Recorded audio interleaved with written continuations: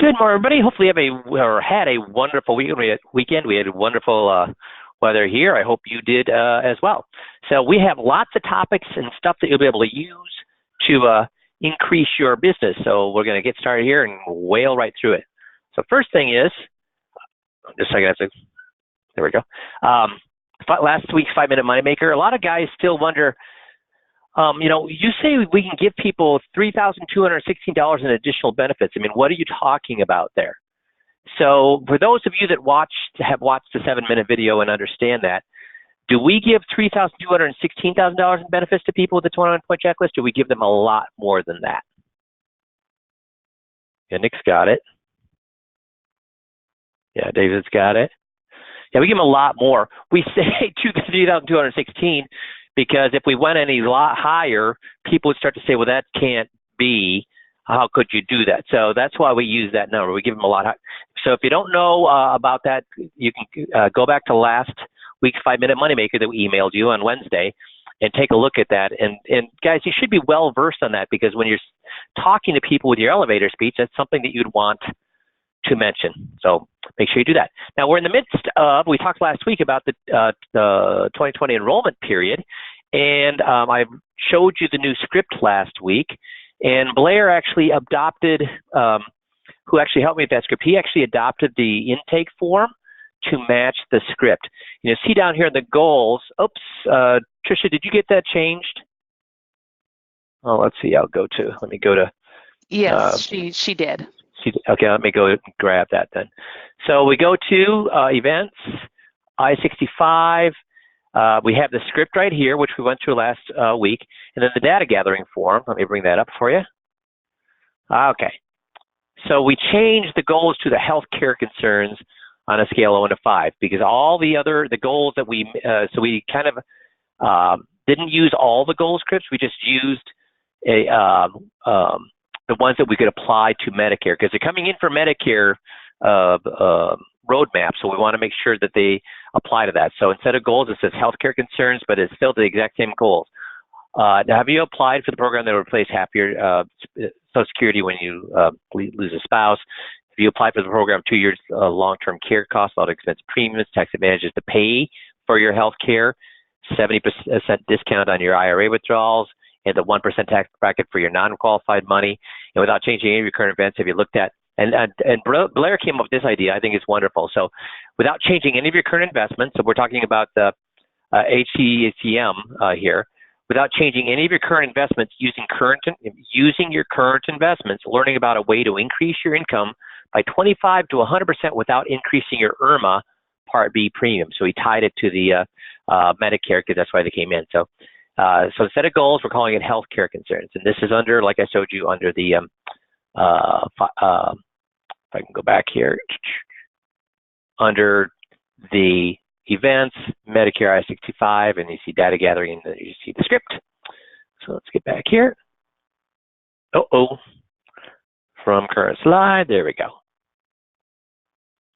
I saw this in the market watch. Again, I've been talking about this for 2 years. I get it. The market sells incorrectly. We've been talking about for 2 years. But when we looked at, about a month ago, we looked at getting out early before the market corrects, getting out a month early, getting out a year early, and getting out 2 years early. Did any of those hurt you based on 2000 and 2008? If you'd gotten out a month early, a year early, or 2 years early, did any of those hurt you? I got one answer to that. Do I need to go back and do that call again? Got 3 answers. Sue's got it. Tom's got it. Okay, Glad's got it. Okay, now we're getting a lot. Yeah, so again, we're getting all sorts of just one or all sorts of red flashing lights when it comes to the market. So here's another one, Market Watch. One look at this and you'll understand why Warren Buffett is sitting on a record pile of cash. So the Buffett indicator variant, Wilshire to GDP. So numerator is the Wilshire stock index, 5,000 index, and the bottom is quarterly GDP. And as you can see, the ratio suggests valuations that are at a level not seen since the internet bubble 2 decades ago, prompting Evans to warn that there's a very little upside and very much to the downside in the current climate. Also, for those of you guys who understand technical indicators, what are we looking at here? Those of you who understand technical indicators, what are we looking at here in this graph? What do they call that formation that we're looking at? David's got it. Yeah, Duran's got it. Double top right here. Double top. And those of you who understand technical indicators, that a good sign for the market to go up or a very bad sign for the market to go up? When is this pronounced? Yeah, very bad sign. So there ain't much room for the market to go up. So those of you sitting with tons of money in the market, tons of money in bonds, dudes, you got a very short period of time to get your clients' assets rebalanced.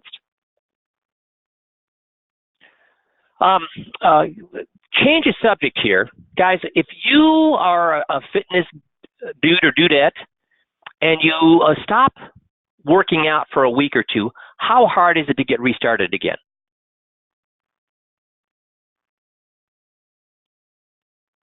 Yeah, hard. If you're on a diet and you jump off that diet for a week or two, how hard is it to get restarted? Hard. And have you heard the summer slide? When your kids go to school and then they take 3 months off, what happens to them? What happens to their knowledge in that 3 months? That's the summer slide. It's a summer slide. Over 2.5 months of math skills are lost over the summer. 2 months of reading skills are lost over the summer. Teachers spend 6 weeks reteaching old material. Spend just 2 to 3 hours a week this summer to avoid the summer slide. So does it take a lot to avoid the summer slide to maintain those skills? But if you don't spend those 2 or 3 hours, how much time and effort do you have to make? I mean, 6 weeks compared to 2 or 3 hours. That's multiples, right?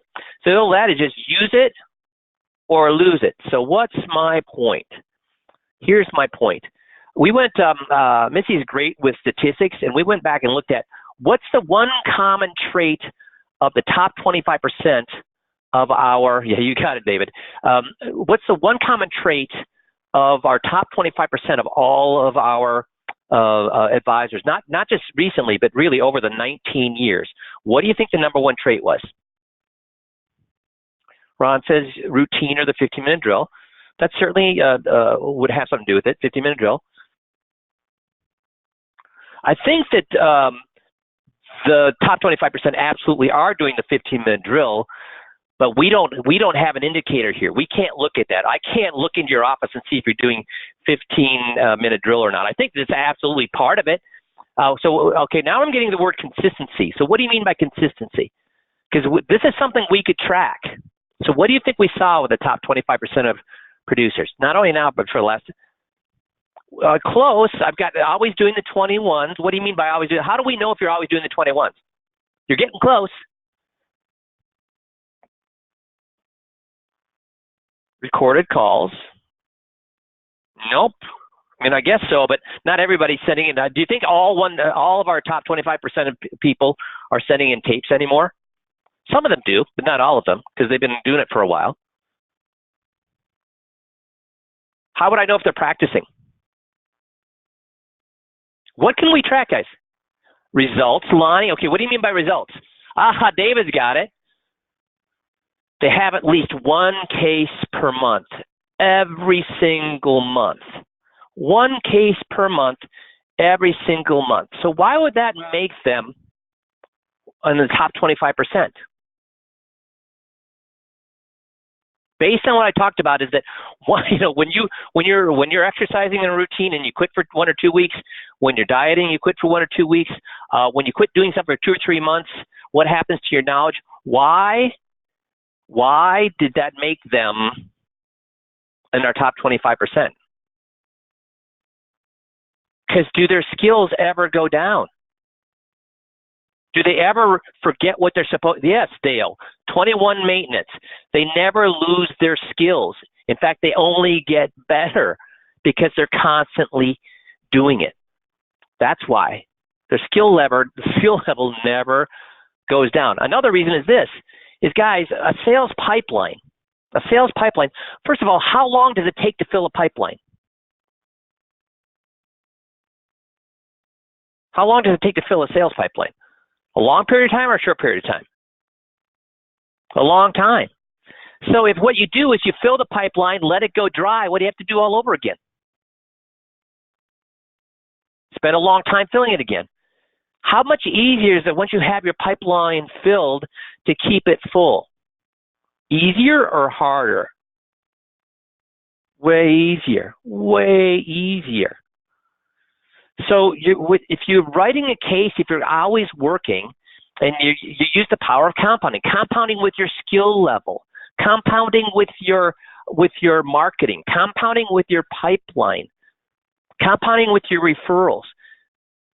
Everything's being compounded. So here's the funny thing. Do you think these top 25 guys are living in a bubble and they have no problems in their life? No. So dudes, I'll just let you know, I got problems in my life. Guess what I deal with those problems? During work or after work? You know, Jerry at ECA, he got his hip replaced. His hip replaced.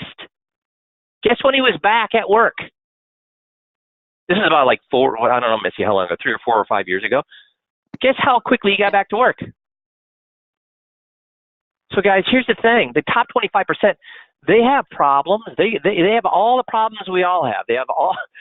Do they have health problems? Yes. Do they have family with health problems? Yes. Do they get divorces? Yes. Do they? And guys, my top 25%, they do take 3-week vacations. But guess what they still manage to do? Guess what they still manage to do on the months when they take 3 weeks vacation? They write a case. Why? Why do they write a case? Because their pipeline is so full, they can't not write a case because there's always new people they're doing business with. And then, you know, some of them are Medicare sub. Like I said, some of my top guys are Medicare sub people. During Medicare sub season, guess what they still manage to do? My accountants during account time, guess what they still manage to do? And why is it so important for them to write that case, a Medicare sub guy to write the case during Medicare season, or an accountant to write a case a month per accounting season, and everybody else, there ain't no excuse for you not to be writing a case every month. Why is it so important for them to keep their skills up, right, Ron? To keep their skills up. And does it really matter whether it's a big case or a small case? What if it's only a $50,000 case? I mean, it'd be great if it was a $500,000 case or a $1.5 million case, but does it really matter? No, it doesn't. Because they're keeping the process going. They're keeping it moving. So guys, I've told ECA we should be talking to our the other 75% of advisors that aren't writing a case per month. And if they're not writing, guys, do you think, first of all, I want everybody to answer this. So I want everybody to answer this. Are we being jerks? Are we making your life harder by asking you to write one case per month? Are we making your life harder or easier by asking you to write one case per month?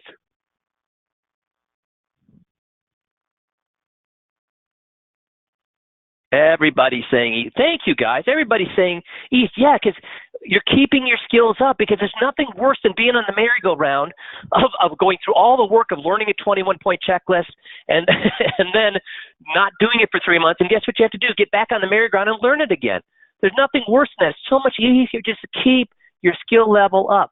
Yes, people who said doing 15-minute drills absolutely do that, but doing 15-minute drills are not keeping your skills up. Yes, they're keeping your skills up, but you have to do 21-point checklist to keep all of your skills up, not just that 15-minute, the conversation. It's great that you're doing 15-minute drills, but you got to be writing a case per month. So I've told ECA to ask you guys about, have you written a case this month? I see you didn't write a case last month. What can we do to help you write a case in a month?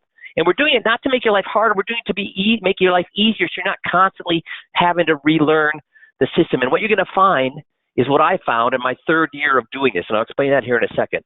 But we want to change your habits. Change your habits. And you're going to use the power of momentum to increase your goals. Here's what I mean by this. After 3 years of going from $50,000, next year going to $357, then $667, then $967 in 3 years, then I turned it off and started coaching. I did no more marketing. Nothing. Zero. Zippo. Didn't do any referral scripts. Nothing. Zero. Zippo. I did nothing for marketing. And the year that I stopped marketing, I made $350,000. And I was and this was with me pushing people away, and I still made $357,000. I was not only not marketing, I was trying to coach and get 5Q up and running. So I was actually pushing people away, and I still made $357,000 because once you get that train moving, guess what? Once that train is moving, it's, first, think about this. How much, have you ever read, I forget exactly what this, but a train pulling, a train pulling a mile worth of cars, when it's moving, how much energy is it using? Very, very little. But how much did it take to get started? A lot. So if every single month you write some cases, make some good money, then you stop, how much energy does it take to get going again? A lot. Then you stop, then guess how much energy it takes to get going again? A lot. That's exhausting. It's way easier just to keep, once you get the train moving, to keep it going. And it doesn't have to be crazy. You don't have to write huge cases. Just write a case a month. I don't care if it's 50 grand a month, 25 grand. It doesn't matter. Just write a case. Keep the momentum going. Because if you think about the train again, if they go from going 70 miles an hour down to 25 miles an hour, and guys that have electric cars or gas cars with the usage gauges, every time you press on that gas pedal, you see that it uses more gas. The miles per gallon goes down. But how much is it from a standstill than if you just go from 50 down to 25 and back up again? You're using, even if you don't have to be crazy going 100 miles an hour all the time, but just keeping that momentum going even a little bit is worth it. So get ready for Jerry and Matt and Jeff and myself to ask you, if you haven't written a case in a month, to say, what can we do? What can we do to help you write a case the next month? And again, are we being mean because of that? Are we trying to help you by doing that? Again, we're not saying, why are you not writing? Well, you've only written $3 million in the last 6 months. What's your problem? It should be higher than that. No, we're going to say, you haven't written a case in a month. We want to keep those skill levels up. We want to keep the process going. We want to keep you going. So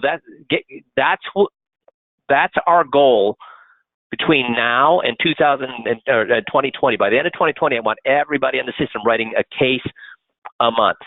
So if does anybody on the call have a problem with our goal of that? Do you think we're being jerks, or do you think that's an okay goal? Everybody's saying it's okay. Good. So the next thing we want to talk about is this. And thanks for Paul sending this in. Services expected, this is from a Spectrum. Spectrum is awesome research.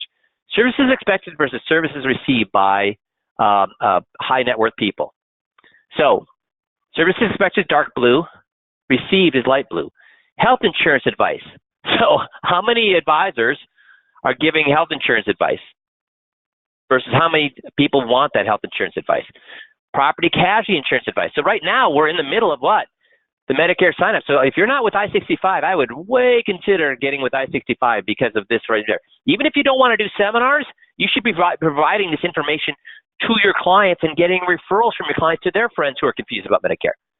Property casualty. Do we provide property casualty insurance? Banking services, real estate advice. Do we talk about the HECM? Yes. Business succession planning, we don't do that. Educational financing, we don't do that. Life insurance advice, we should be doing that. Long-term care insurance advice, do we do that, guys? Do we have something where they can get long-term care without expensive annual premiums? Loan and credit management, we don't do that. Non-liquid management, we don't do that. Tax planning, we should be doing that. Estate planning, we should be doing that. Trust services, we have the ability to help you with that. So here's the thing, everybody, these are the only two things that people want and their advisors are giving, which is all about what? All about the what? What are these two things? All about the money, that's right, all about the money. And I've talked about this before. If the only thing you talk about, if you're on a date with a girl, and the only thing you talk about is sex, what does she know about you? That all you care about is sex. So as an advisor, if all you talk about is money, what do they know about you? It's all about the money. So guys, we have, with the 21-point checklist, we have the ability, and with I-65 here and the 21-point checklist here, we have the ability to give people what they want. So again, that's the reason why you should be writing a case for month, because how fluent should you be with all of these things? Really fluent. It's more than just, so this is Investment News Retirement Income Summit they had in the summer. And what they found for retirement planning is more than what stock and bond to pick. How many of your competitors can give advice on what stocks and bonds to pick? Most or few? So it's more than that. You got to be about more than that. So what they said is you should be fluent on taxes, misguided thumb rules. Longevity is creating an entirely new business model, fighting the lack of preparedness. So first thing, let's talk about this. Longevity gives you a chance to reinvent your business. Instead of just being about stocks and bonds and annuities and what investments to be in, you can now reinvent your business. In addition to investing, you can help people with their second career or volunteer advice. You don't need to do all of these things, but you should consider having a resource to refer people to. So what is it, if you've read anything about longevity, what is the number one issue that, what is the number one trend that's occurring with folks? Most people are starting to do what? Work longer. Work longer, second career, that's right. So you should consider, if you can't do this, to find a resource for that. Managing complexity of health care and caring decisions. You should, again, being at least fluent on Medicare is an important thing to do. And also having a resource that you can refer. There's more and more professionals that are helping families with the caring decisions. If you don't want to do it, find a referral source you can give it to. Housing and aging in place advice. This is a huge one. So if you're not don't want to do it, find a realtor. Find a realtor who specializes, and more realtors are now specializing in helping people downsize or move, sell their house and move to another place. Managing end-of-life decisions. So these three right here, even if you don't do it, there are people that do these things. And so I'm going to back up here. There are people that do these things. What would be the advantage, besides being helping your clients doing the things they want to do and changing your model of your business to something that more and more people want? If you refer to a professional that does this, refer to a professional that does these two things, a Medicare sub person if you don't do it, and a health care or a long-term care or an aging in place person there, and a housing and real estate advice. Doing those things, what would you do? If you find a professional, another professional, another professional, another professional, you're changing the model of your business model to be much more fluent. New relationships. So what's good about new relationships? Yeah, increase referrals, Kirk. Exactly. You increase referrals. And then managing end-of-life decisions. So again, there's professionals that help people with this as well. And we do a little bit of that with our quality of life director, don't we? So, and can robo-advisors do any of these things? Not only can robo-advisors not do these things, who else is not doing these things or even anything close to it? Your competitors. This is a way, yeah, I agree, Nick. You get luckier by doing these things. This is a way to really differentiate yourself. And are any of these things about the money? So it makes you look different. It makes you look like you care. So again, even if you don't want to specialize in these things, spend some time. We're coming into the holiday season, November, December. Is there any better time than November, December to be creating relationships with these people? No. It's a downtime anyways. So use it effectively. Use it. Lack of preparedness. So this is they were asking, or the panels, why don't people prepare better for retirement? And how many people do a fantastic job of preparing for retirement? A high percentage or a low percentage? Even people with money, a high percentage or a low percentage? Very low. And the reason they don't is they say they're too busy. So if people are too busy to meet with you, too busy to make decisions, too busy to do anything, give people 2 or 3 very good things to choose from instead of a pile of information. Is that what we do with 5Q?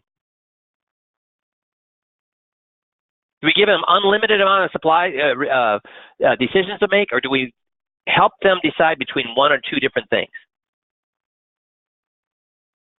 I'm not getting any answers. Well, dudes, when you look at it, that's exactly what we do. The whole 5Q system is using the ophthalmology analogy of which ones, instead of throwing a bunch of glasses at somebody, say, hey, try one on, and if it seems good, then that's a good pair for you. Instead, we put their eyes up to that binocular and say, okay, click, click, which one is better, first or second? Click, click, which one is better, first or second? Click, click, which is first or better?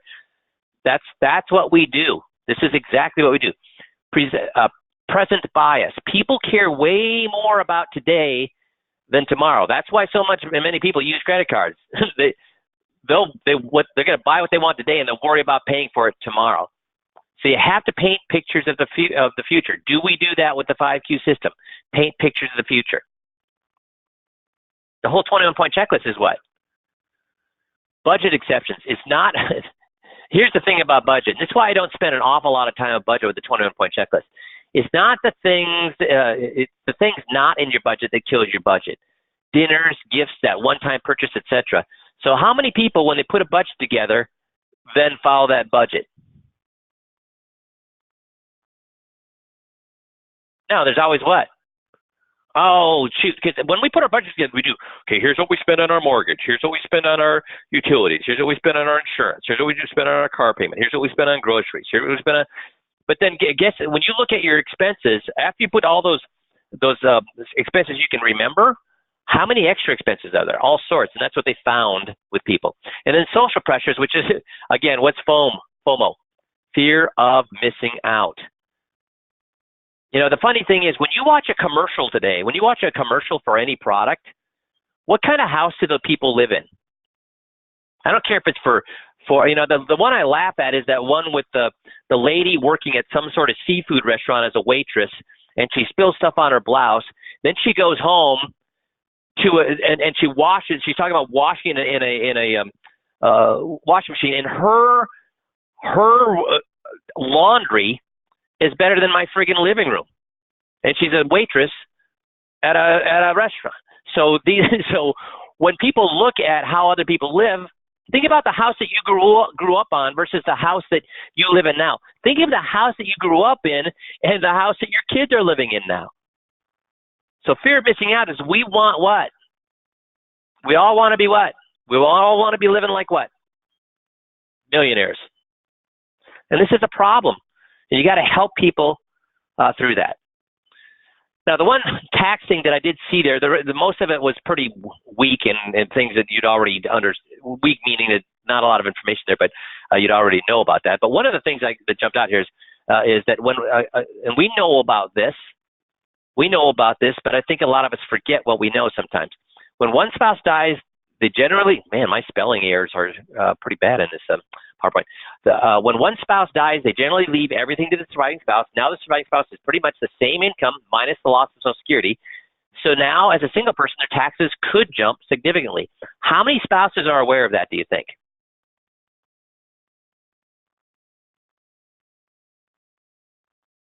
Yeah, I'd say it's in the low 1 to 2% is where I would say.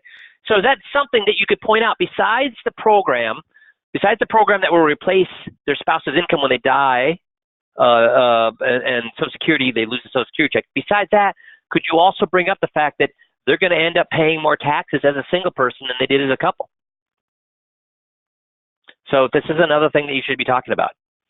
Now, they did also talk about income planning, and there's tons, as you brought up with the HCM program here a few months back, there are tons of research obviously being done with income planning now. So they spent a big chunk of that symposium on income planning.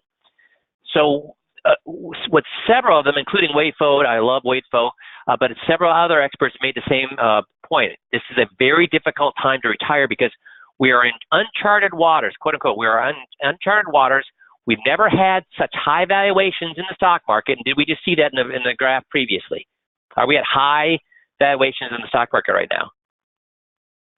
And low interest rates at the, gosh darn, I better start having Missy check my all my typos. And low interest rates at the same time. We're in uncharted waters because we never had such high valuation in the stock market and low interest rates at the same time. Is this a good thing or a bad thing, guys? Especially when we talk about income. Bad, terrible. A financial plan is, I love this. This is finally, we're getting some people on a stage in front of some of the biggest experts in the industry that are agreeing with me. Financial plan is going to be wrong. The next day you deliver the plan. So why do I hate financial plans? And guys, I was the #1 salesperson for financial plans for IDS back in 1987 in the state of Minnesota. Nobody sold more of those financial plans, and that's why I am so anti-financial plans, because the moment you print them out, they're obsolete. Because are you going to get the rate of return right? Are you going to get the inflationary right? Are you going to get, is there anything, are you going to get their budget right? No. All those things are going to what? Be different. And even if you got them right, are they going to be a nice and steady rate of return at 6%, 6%, 6%, 6%? Is it going to be inflation going to be 2%, 2%, 2%, 2%? What happens to those? They're up and down every year. So finally, we have experts on the stage in front of all the other experts in the industry saying a financial plan is going to be wrong. The next day you deliver a plan. So financial plans are a worthless exercise. In fact, what you're doing is what? When you give a person a financial plan and say, let's follow this, you're saying you have a crystal what? Ball. So is the 21-point checklist a financial plan? No. What the 21-point checklist is saying, here's the thing. I have no clue what's going to happen next year. So what we're going to do is make sure you are in the best position right now. And then next year we do what? We go over all 21-point check, the whole 21, and say, okay, we don't know what else is going on, but we're going to make sure we're in the best position right now. And then what do we do the next year? Same thing. We don't know what's going to happen next year, but we're going to make sure we're in the best position right now. That's what we do with the 21-point checklist. See, we got to do things now. When it comes to income planning, like I said, there's a lot of research that's been going on, and Michael Kitces has done some research, which is what I consider the Fosbury flop of income planning. And is the Fosbury flop a good thing or a bad thing? It's a good thing. It changed the whole world, where nobody would ever have guessed that going over the high jump backwards would allow people to jump higher, because in fact, it seemed what? Seemed ludicrous. So what Kitces has done with his research partners is he's talked about the equity glide path. His point, and with the research he's done, is saying that, you know what? We should have, when we retire, we should have the lowest. We should have below 30% in the market when we retire. And then as we age, then we can start adding more and more and more back to the market.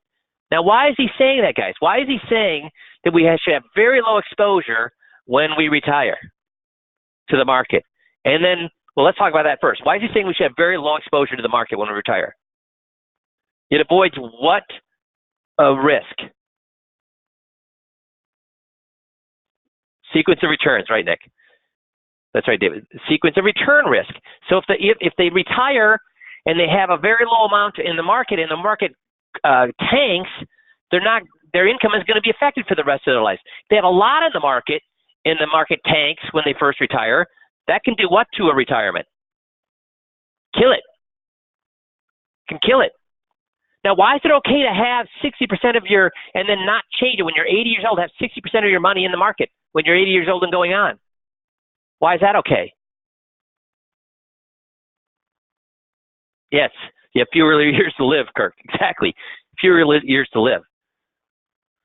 So this is a really different way of looking at retirement, but I think it makes a ton of sense. Makes a ton of sense. So you're saying start out below 30, and then through the 60s and 70s, you can slowly build it up to 60. And guys that know Michael Kitces, does he do things off the cuff, or how much research does he put into what he does?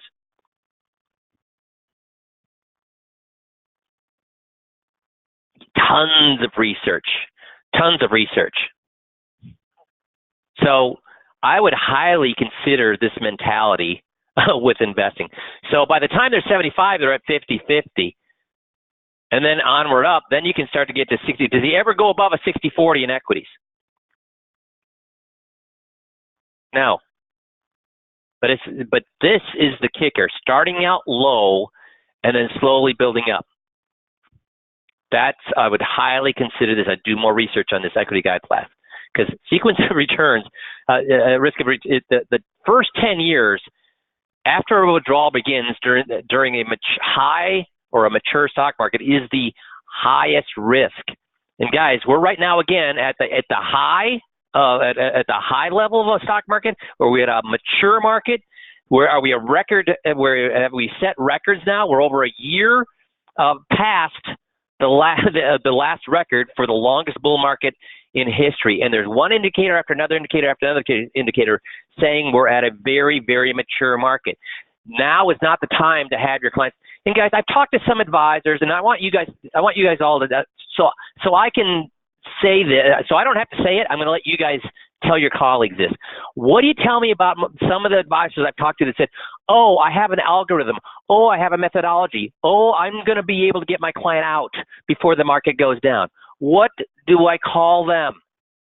So I don't have to say it. So I'm getting lots of different things that I won't mention. Fancy fool, I'll mention that. Crystal ball, fool, stock market, misinformed, yeah, all those things. Because guys, if you can really do that, how many clients would be lining up around the block to work with you? All of them. And what would their average, what would your average client size be? Yeah, $1 billion, exactly right. Well, what would you say to people saying, well, I've been using this for 10 years or 15 years or 20 years and it's always worked? What would you tell those people? It always works until what? It always works until it doesn't work. So there are 4 options, as they point out. This is aside from that glide path. I guess there should have been 5 options for withdrawal rates. So one is to make sure it lasts. One is to lower the 4% withdrawal rate. Lower the 4% withdrawal rate. The second one is to change withdrawals annually based on your returns. Another is to use the HCCM, and another is to use annuities with income guarantees. So this is coming from the symposium. This is the biggest experts speaking to the other experts at the symposium on retirement income planning last summer. So reduce the 4% withdrawal rate. So here's failure probabilities for inflation-adjusted withdrawal strategies over a 30-year time horizon using Monte Carlo. So you can see the 6 is the red, 6% withdrawal rate, and 3% is the dark blue. So if you start probability of failure here, you see 100% failure if you're at 100%. I'm sorry, you have 100% success rate here with over a short period of time with the 6% draw rate, with 30% with stock, and if you get over here where you have 100% stocks, you fall to. I'm sorry, I'm doing this wrong. If you have 0% stocks, you get 100% with success over a 30-year period, all the way up to 30% stock allocation. Then when you start to get down here, you start to see that you get a 7% chance of running out of money, and 3% is 23%. So the 4% is right here, this light blue. But how many of your clients have enough money where they can only need to withdraw 3% a year? That's terrific if they do. But do you run across people that generally have that much money, they only need to pull out 3% a year? Here's another thing showing changes in withdrawal rates. So if you start out with $1 million and you pull out, and these are examples of hypothetical illustrated purchase only, they assume that 2 years of a 10% decline. So guys, 2 years of 10% decline, is that a big decline or a small decline? From what we're going to see, yes, small decline. So they're saying it would take 8 years to recover. There's a 10% or 20% over 2 years. And then you do the 2% withdrawal rate, it would take you 8 years. If you took a 4% withdrawal rate, it would take you 16 years. to recover. This is where Kitts is coming in and saying you want to have a small amount of money during these first couple of years of retirement, really first 10 years of retirement. Failure rates for 4% inflation-adjusted withdrawals over a 30-year period with a 50-50 asset allocation for different asset returns. Historical averages, 6%. Real bond returns, 33% chance of, and real bond returns at a negative 1.4%. And guys, over the next 30 years, could we see a negative bond return of negative 1.4% a year? Could we see that? If that was the case, you'd be looking at almost a 60% with failure rate. So one of the ways that they're suggesting is to lower, instead of a 4%, use a 3% withdrawal rate.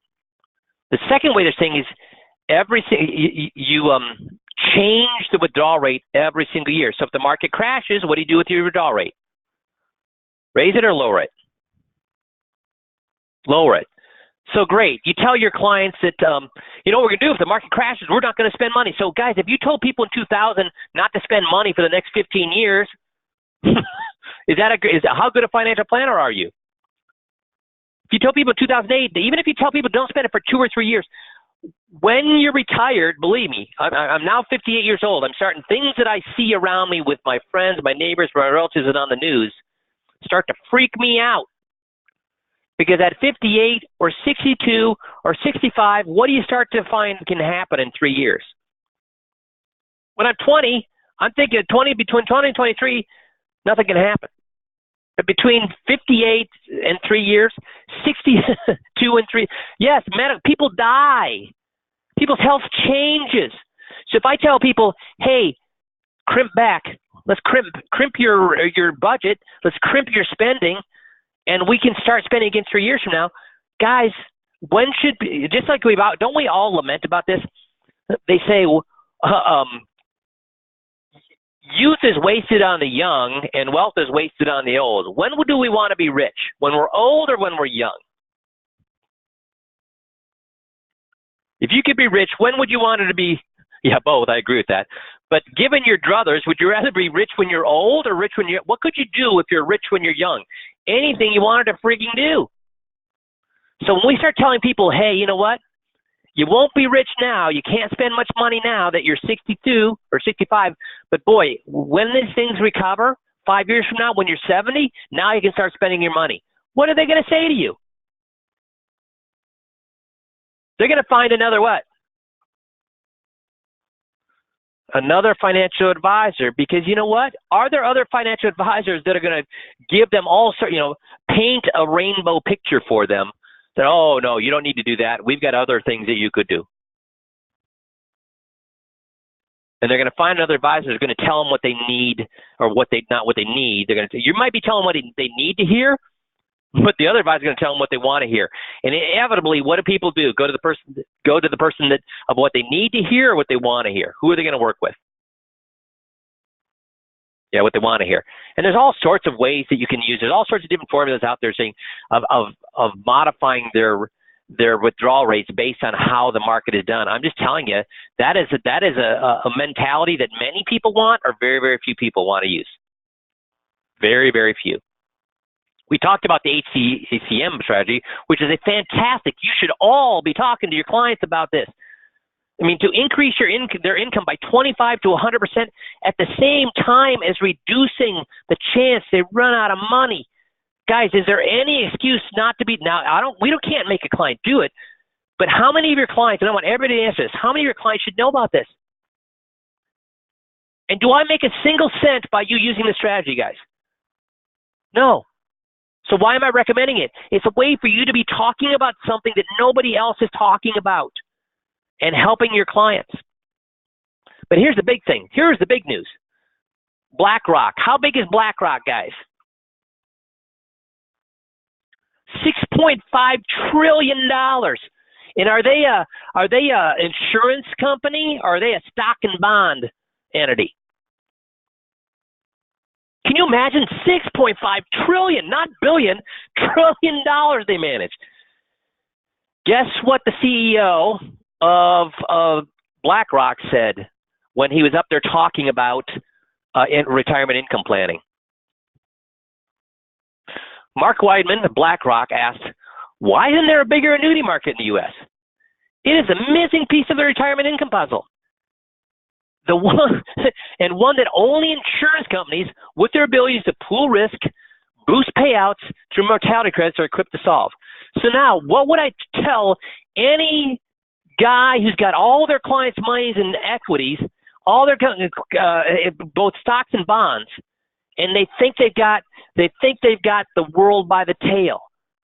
Guys, how much do they know as compared to BlackRock? How much do they know as compared to the CEO of BlackRock? And he's saying what?